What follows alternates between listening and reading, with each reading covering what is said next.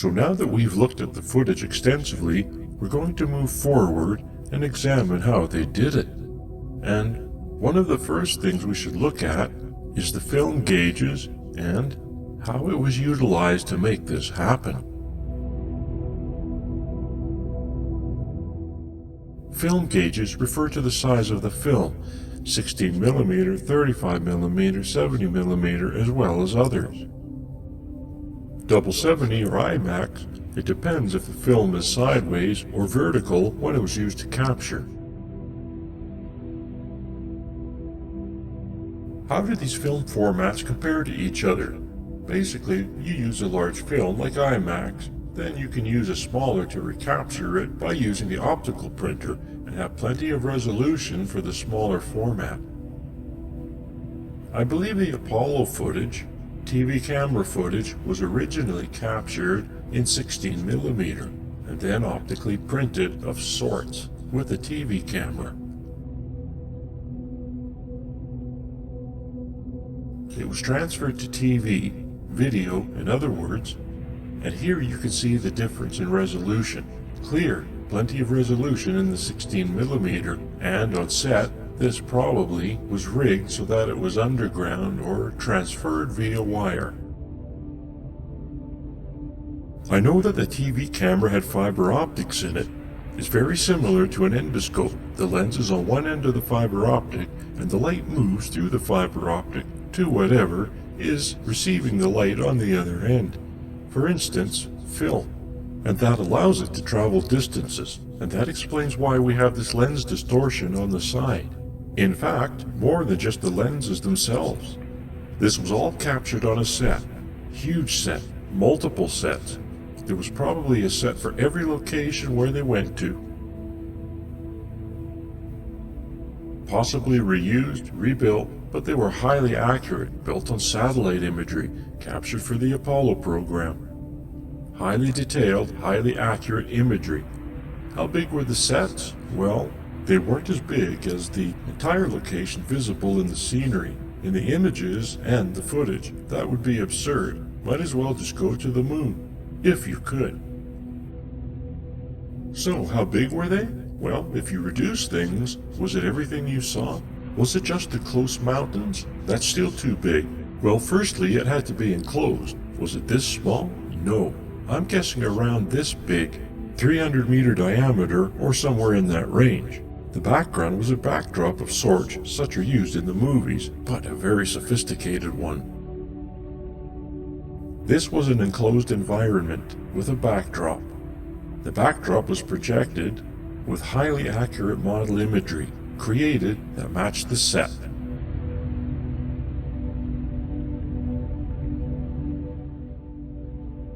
Everything highly accurate to what the moon looked like, as accurate as possible, and then the higher detail was built up based on what they saw. There were advanced satellites and landers sent to the moon, unmanned. They took pictures. They used that as reference. The projection method was photographs of the model with soft boundaries and mosaiced together, just like the panoramic images that you'll learn about.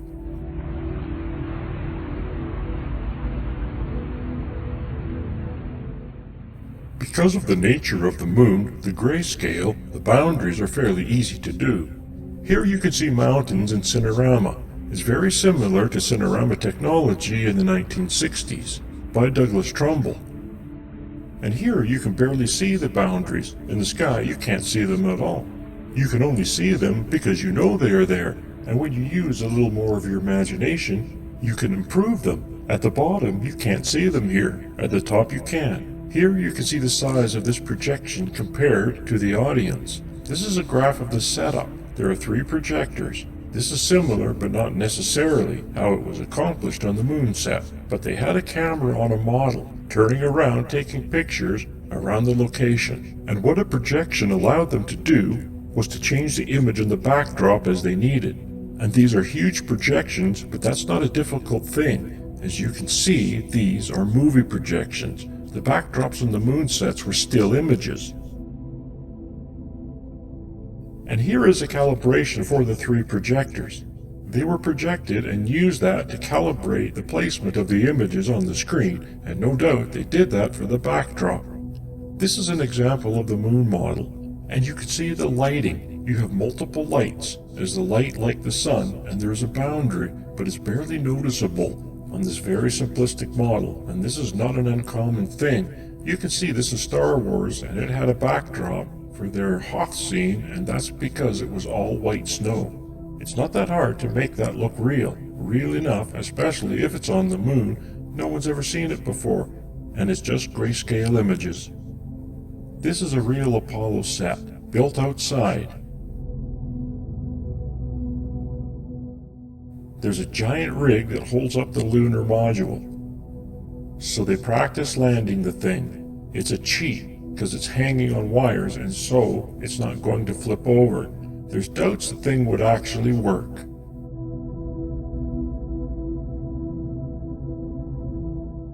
Here you see it's a cheesy looking set because it doesn't have all the detail that was thrown in. That looks like a model, but it was sped up.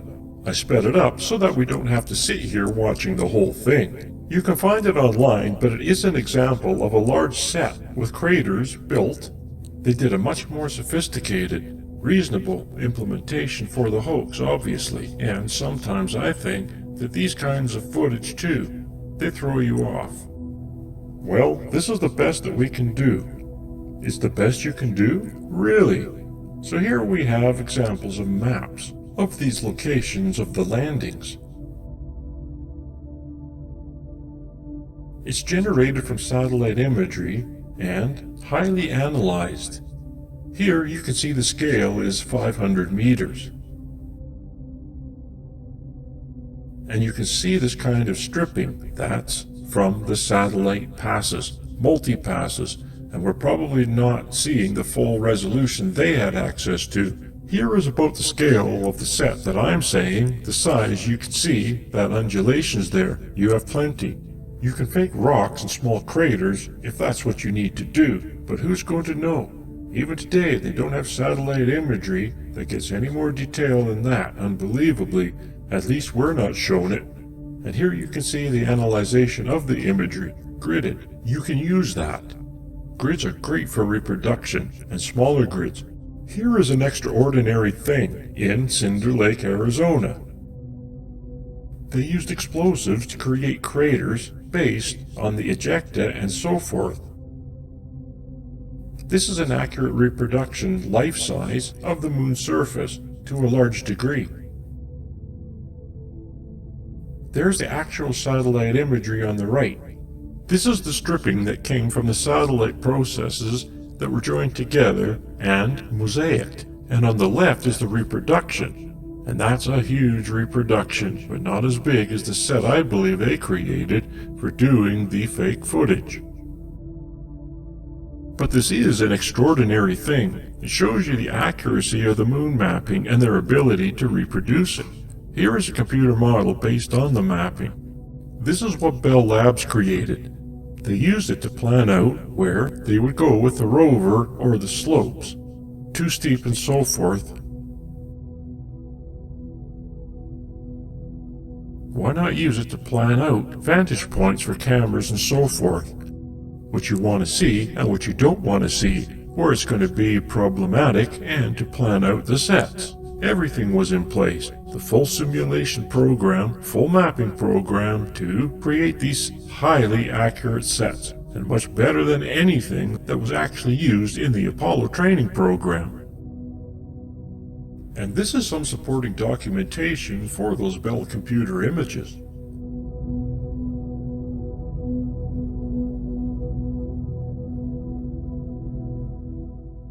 These are traverse maps that shows where they went. You can see the LM location. This is Apollo 11. They didn't go very far from the LEM. They show points that they did go to. Those funny looking circles are craters. And you can see Apollo 14 here. They actually went farther out, and locations where things happen. I think it's around 500 meters and 1,000 meters here, and it's not as far as you may think. However, on 15, 16, and 17, they actually went kilometers, 2 kilometers down as a reference. They drove pretty far, supposedly, and there's various locations. You can see EVA 1, EVA 2. That means which day they went out, because they went out on one EVA each day. Where certain stop points are, 2, 3, 4, 5, 6, and 7, where they had stopped and filmed with the rover, they had a set. So someone can do their due diligence and discover how many sets they probably created. This is my simulation, just mock-up again. Here we are at a landing location. This is a set reproduction, so to speak. In the foreground, actual sand, and in the background, it's a backdrop. And it's very similar to watching the footage you've already seen. And if you look more closely, you'll see later, they had multiple lights, but they're flagged off, meaning blocking their light shining on the camera, and they overlap softly. Because of the undulation surface, you'd never notice that there's multiple lights, and here I took away the backdrop so you can see, and this is the set without the backdrop. Very, very revealing. This is where they were.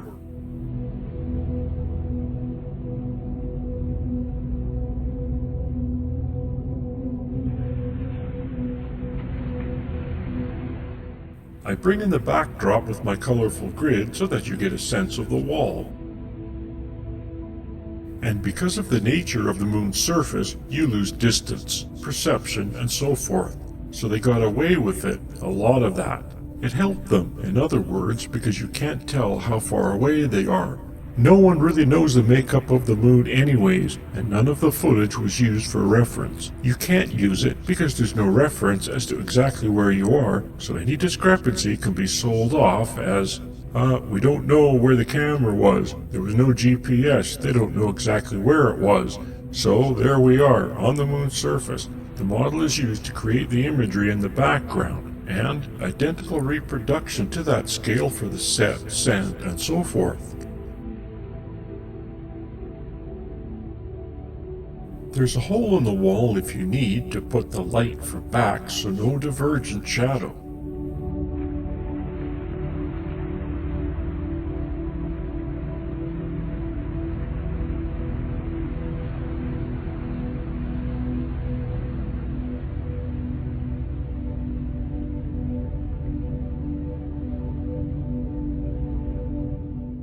And here I will show you what happens when we take away the set and we're left with just the model, and of course the astronaut disappears too. It's different. It's not going to match up perfectly. You even find that later when we look at the landing footage, but it's close enough, certainly for this. So photographically, they almost definitely modified the photographs they took of the model to match with the set, and or modified the set to match with the photographs. So the edge boundary was seamless, color-wise, luminosity-wise, and so forth. They may have even adjusted it with the lights, because no one's going to know that it's slightly off from what it would actually be. And here we zoomed in on the set again, so that you can get a sense of how this was built. And if you were on set, and they moved the location of the camera, they just changed the imagery that was projected on the wall. With their model, they could shoot from any location they wanted and create a circular set of imagery.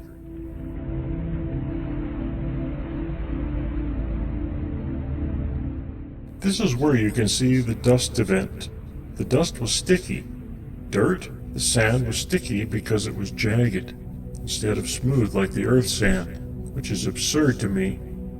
Sand is sand, jagged or not. It's not going to stick to a suit. The reason it is sticky is because they had a mixture amount of oil or water in it. It doesn't take much. I did my own test. Go buy a bag of sand. You need a little bit of cooking oil. Just mix in a few drops with a handful or even a bowl full of sand and see that it starts to become malleable, almost like clay. And you can find the proper mixture so that it doesn't dust, meaning you don't see particles fly up in the air when you kick it. But it looks like they used a lot here because you can see it sticking to the machinery as well. In fact, the dust was so sticky, it stuck to metal. They call it moon dust. It's moon sand. And these are some of the clearer examples, probably because of the overblown suit. And the dust is not. The sand is not reflecting, it's dark sand. But they said they had problems with dust. And the sticky dust. And here you can see other examples later on when I show miscellaneous set stuff. You can see how the sand behaves. Oily sand, oily watery sand, oily sticky sand.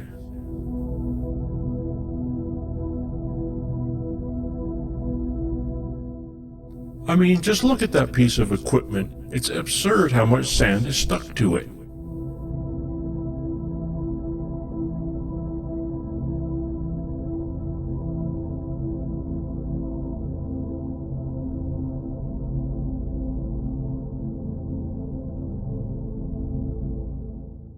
Here, it looks like he's been playing in oil. Perhaps the leaky seal from the rover's hub is spraying oil on him. Who knows?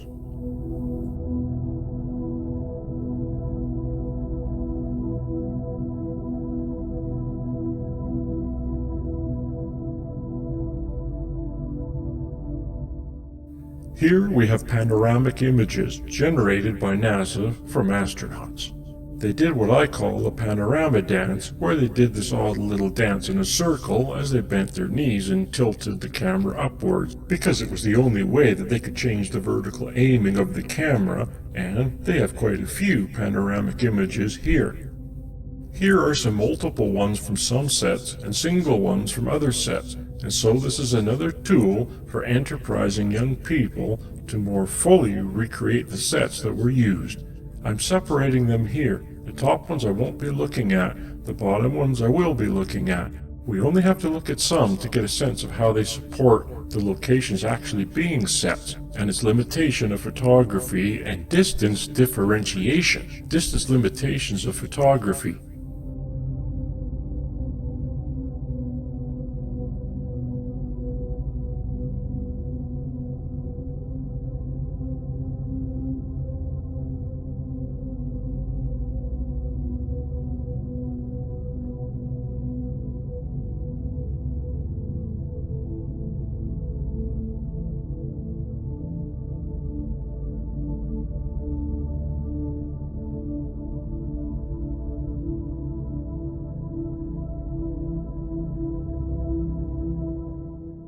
These are the photographs that we'll be looking at.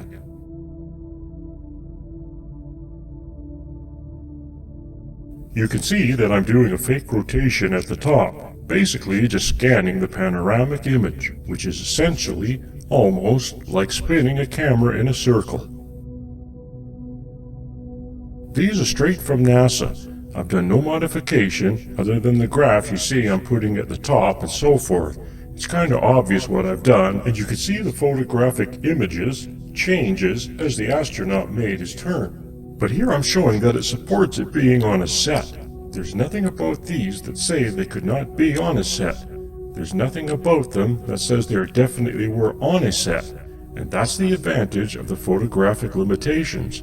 And the nature of the moon landscape is just great. You know, it was light, shadow, undulating surface, and you can't tell. There's no trees to tell you which directions the shadows are going. If the lighting is changing, there's no atmosphere to show you the distance. It's a very, very simple set, which makes it very, very easy to simulate.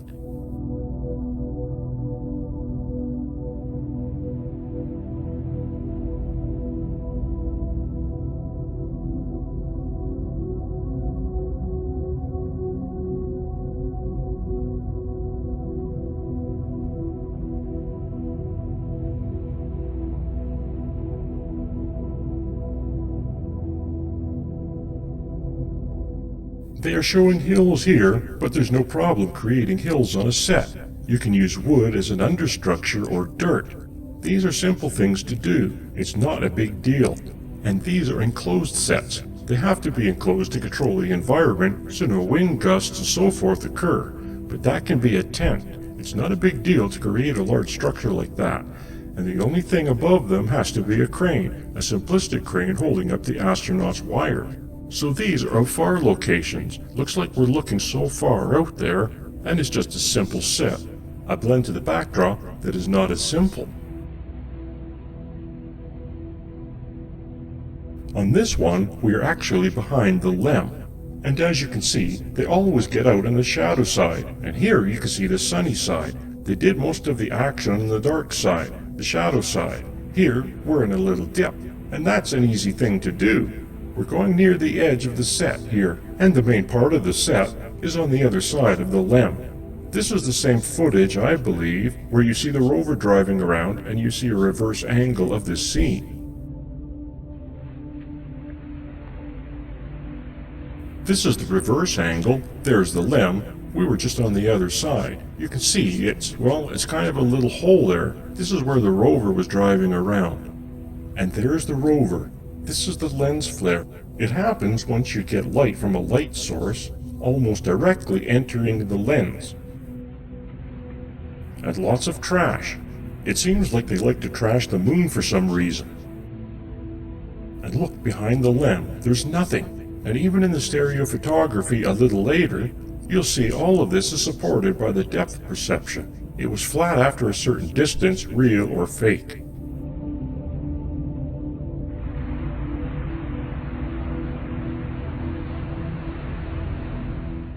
It looks like we're looking past a hill, and its distance back there is easily reproducible on a set with a projected backdrop with the technology they utilized.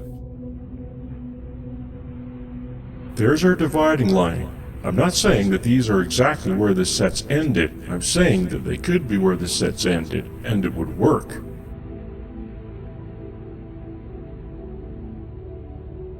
It would take quite an extensive analysis of all the footage captured at one location to find out more precisely where the set ended and backdrops began when it was implemented.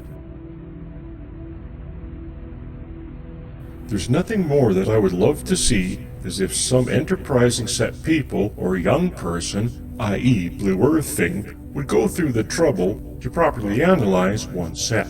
It would be very neat to see. Here we are in a crater. Building a crater is not that big of a deal. You can make it out of a bunch of dirt piled up, wood, or modeling material. You could even put some kind of hard surface material on top and then cover it with sand. I imagine they printed it with sand in the sense that they had some kind of sprayer at the top spraying colored sand in patterns based on how they sort of had the world created. I refer to this process as shotcreting. They did the same thing on the model. You just plan out how you're going to recreate it, projecting, spraying the sand, paint, and what you have. And here is all the sand, and they did it in layers. Darker sand underneath if you needed it, lighter sand on top. They went through the trouble of figuring out how many layers and patterns, putting certain color sand down and so forth. And then the rocks, and even more sand on top of the rocks. I'd love to see how they especially designed and manufactured this process, but it's not. Certainly not even close to being beyond human capability.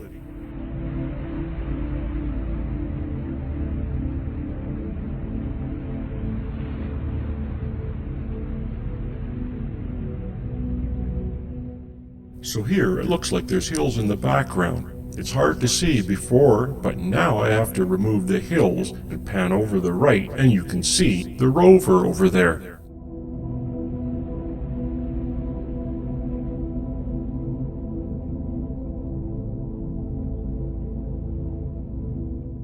The LEM was over there too. It was difficult to see because of the lens flare.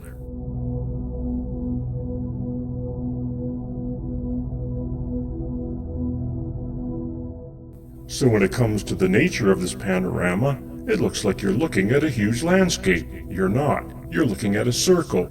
If you wrap one end over to the other, you make a cylinder. And that's more accurately what you're looking at. This is why I did the crop version and the panning. I mean, we're actually not panning per se.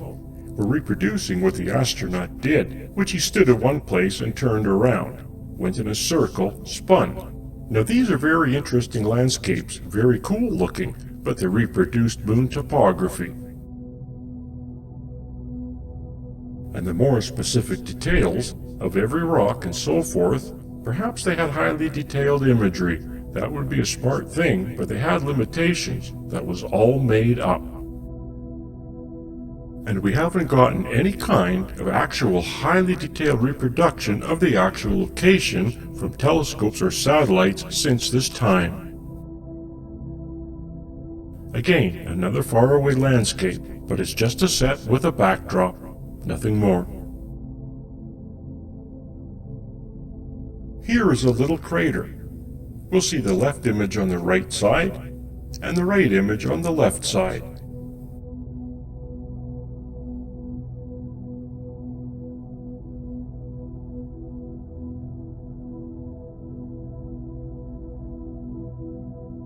And now we get to the stereophotography. There are 3 ways of doing stereophotography. I have chosen the red-blue, but there are several ways of achieving this. For this example, you will need glasses with red and blue lenses to achieve divergence. Or try putting cardboard between the 2 images, so only the left eye sees the left image, and the right eye sees the right image. There is convergence where you can cross your eyes until the features match up, and using your brain, merge the 2 together. And the top left, I'll show you which ones you're currently doing. I'm showing you all 3. It's an opportunity. I suggest you pause as you want to see one, and look carefully at these with the yellow arrow. It shows you where the split line is, and you can definitely see, certainly some. These are panoramic images overlap. They're not ideal. I didn't modify them in any way except maybe to rotate and scale a little bit so they were closely matched, but it's good enough that you can see that there's a flat plane, and, after a certain distance, and stereo.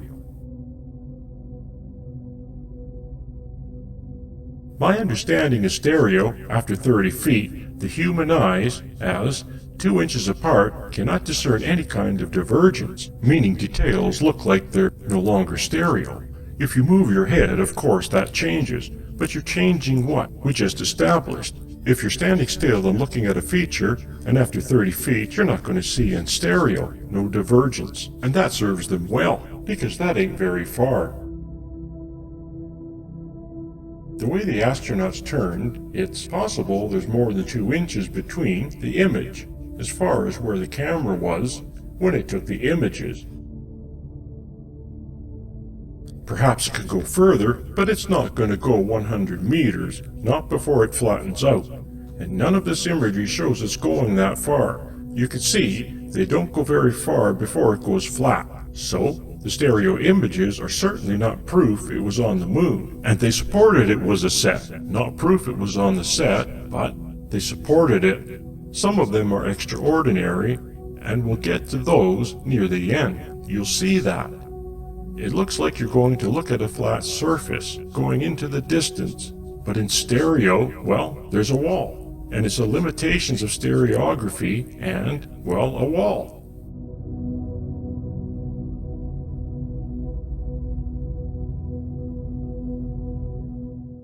And the split is not necessarily where you think it would be. You can look and see, and look at the stereo and see where the split is.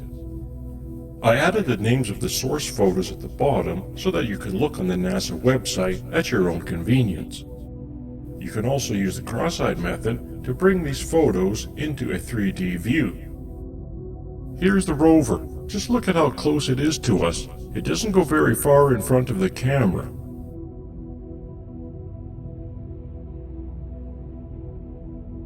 Using the cross-eyed method, you can see that it does not go far in front of the camera. It looks like you're looking into the valley, but you're looking at a short distance of a set, but a beautiful backdrop nonetheless.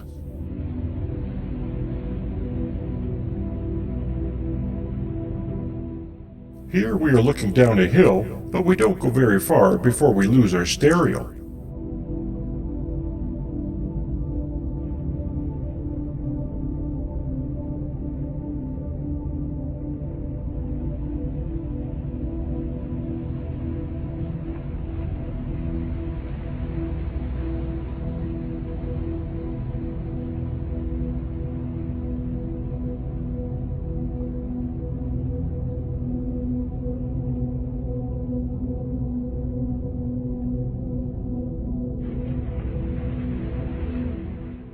These are really extraordinary.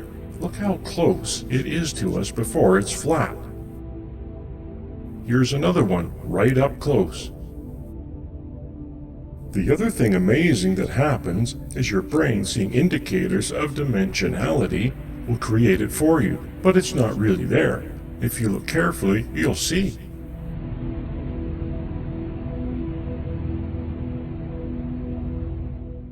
This photographing was not designed for stereo. It was designed for panorama. So they almost did very little stereo photography. They did detail images on the ground. So this is using information photography in an unintended way, and we are doing our best to extract information from it.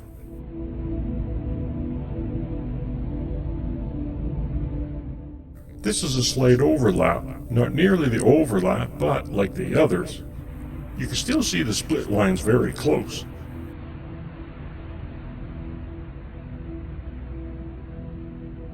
This one could have been a model, and it's a zoom in of a background.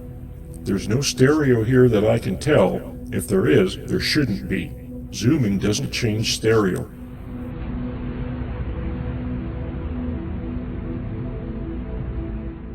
This is from the top of the lem. There's hardly any stereo to note, other than the difference between the lem and the ground.